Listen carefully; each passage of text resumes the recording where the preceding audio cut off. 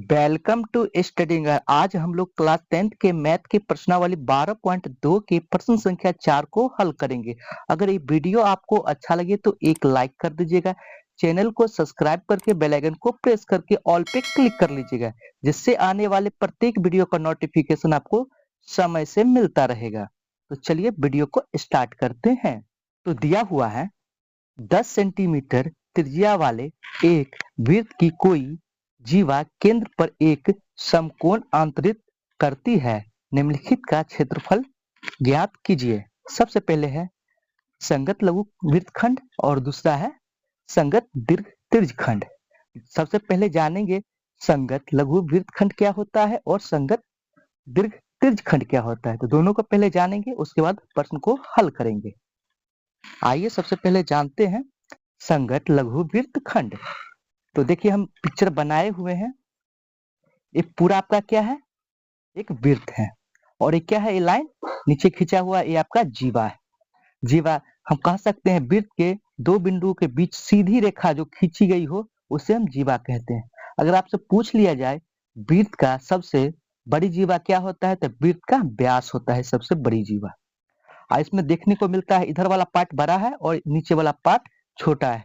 तो बड़ा वाले भाग को कहेंगे हम क्या, दीर्घ वृत्तखंड, और छोटे वाला भाग को कहेंगे लघु वृत्तखंड। तो यहाँ पे आपका पूछा गया क्वेश्चन लघु वृत्तखंड, ये छोटा वाला पार्ट आपका ही यही है आपका लघु वृत्तखंड, ठीक है ना। आप जानते हैं संगत दीर्घ त्रिज्यखंड। अब देखिए यहाँ पे, और ये नीचे वाला पार्ट ये आपका क्या है, लघु त्रिज्यखंड है, और ऊपर वाला पार्ट आपका दीर्घ त्रिज्यखंड है। अब देखिए इसको हम थीटा मान लेते हैं थोड़ा। अब वृत्त 360 डिग्री कोण पे अंतरित होती है। कितने पे, 360 डिग्री कोण पे अंतरित होती है। तो आप देखिए पूरे 360 है, इसको थीटा मान लिए तो इसको घटा देंगे तो दीर्घ त्रिज्यखंड का कोण का मान निकल जाएगा। अब चलिए इसको हम हल करते हैं। तो आपका प्रश्न है 10 सेंटीमीटर त्रिज्या वाले एक वृत्त की कोई जीवा। तो अब यहाँ पे 10 सेंटीमीटर त्रिज्या, एक हम वृत्त और लेते हैं, उसको हम 10 सेंटीमीटर त्रिज्या कर लेते हैं। देखिए वृत्त है, इसमें हम 10 सेंटीमीटर की त्रिज्या बनाते हैं। देखिए ये आपका कितना है, 10 सेंटीमीटर।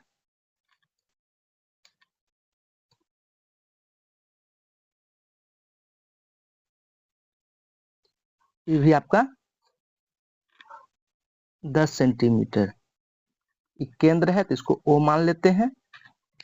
आगे देखिए क्या कह रहा है, 10 सेंटीमीटर त्रिज्या वाले एक वृत्त की कोई जीवा केंद्र पर एक समकोण अंतरित करती है। देखिए अभी ये क्या है, दोनों त्रिज्या है, और यहाँ पे एक जीवा बनाना पड़ेगा। तो यहाँ से लेके और इसके बीच की दूरी को हम जीवा कहेंगे, ठीक है। तो यहाँ पे एक लाइन विड्रॉ कर लेते हैं।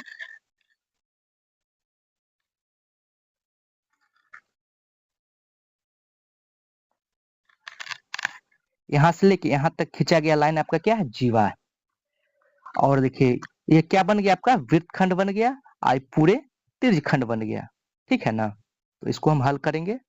देखिए इसको नामकरण कर सकते हैं, इसको ए ले लेते हैं, इसको बी ले लेते हैं। तो इसमें एक समकोण त्रिभुज भी बन रहा है, इसको हम 90 डिग्री लिख लेंगे। अब देखिए यहाँ पे थोड़ा समझ लेते हैं, ये पूरे को हम त्रिज्यखंड कहेंगे और ये पार्ट को हम क्या कहेंगे, वृत्तखंड कहेंगे। तो चलिए इसी पे हम हल करते हैं। ठीक है, हल पहला है, तो पहला क्वेश्चन संगत लघु वृत्तखंड। तो लिखेंगे जो दिया है उसको, दिया है आपका त्रिज्या,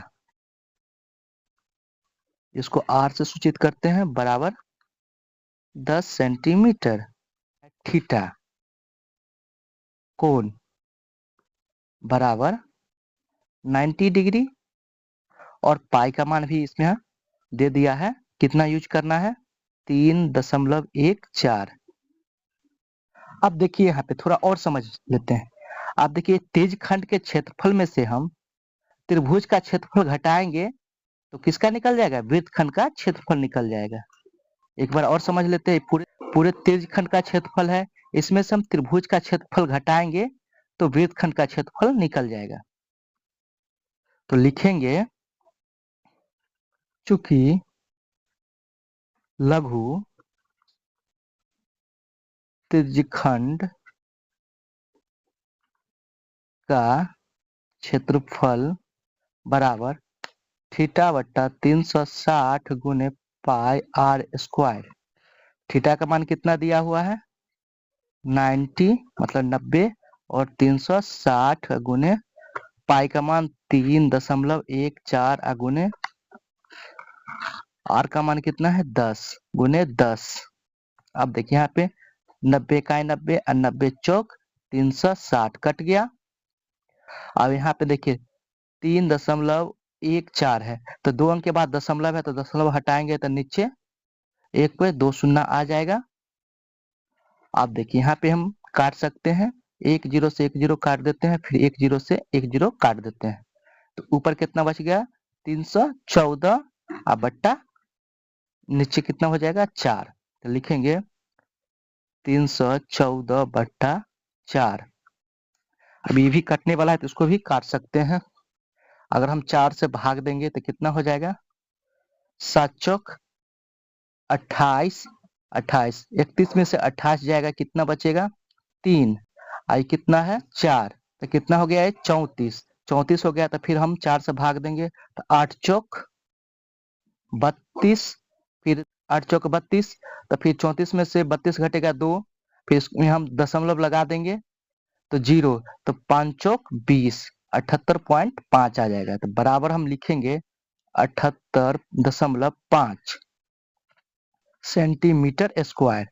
तो लघु वृत्तखंड का क्षेत्रफल कितना निकल गया 78.5 सेंटीमीटर स्क्वायर।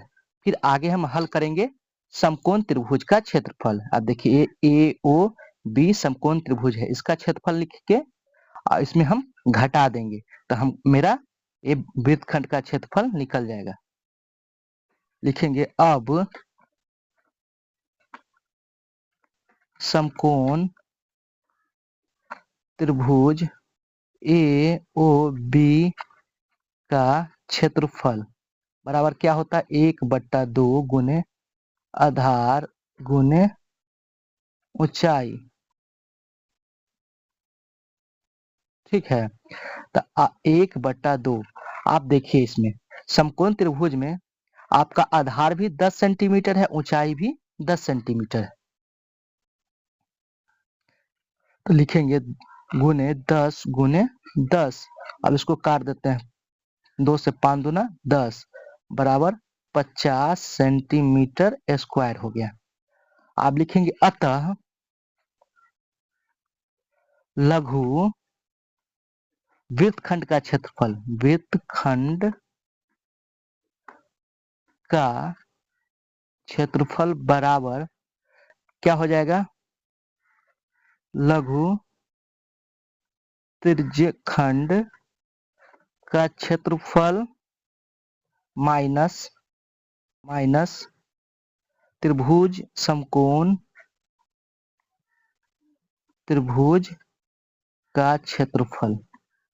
लघु वृत्तखंड का क्षेत्रफल कितना था 78.5 माइनस 50 कितना हो जाएगा बराबर 5 दशमलव में है तो 5 के 5 हो जाएगा। आप देखिए 8 में से 0 जाएगा तो 8 हो जाएगा 7 में से 5 जाएगा तो 2 हो जाएगा 28.5 सेंटीमीटर स्क्वायर।